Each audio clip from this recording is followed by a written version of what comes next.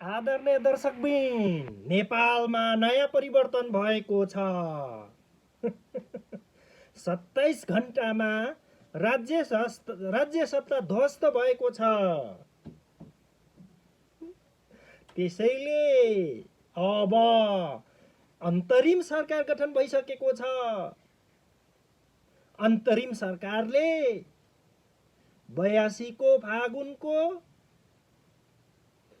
21 गते मध्यवती अर्थात् संघीय चुनावको आह्वान गरिसकेको छ। कार्तिकको अन्तिमसम्ममा जो नेपाली नागरिक अनि 16 वर्ष पुग्नु भएको छ, तपाईहरुको मताधिकार प्रयोग गर्नको लागि अब नावली संकलन हुने भइराखेको छ। छिटो भन्दा छिटो तपाईहरुले चाहिँ आफ्नो नाम भोट लिस्टमा दर्ता गर्नुहोला। जनता जान्न चाहन्छ दिगवाङ।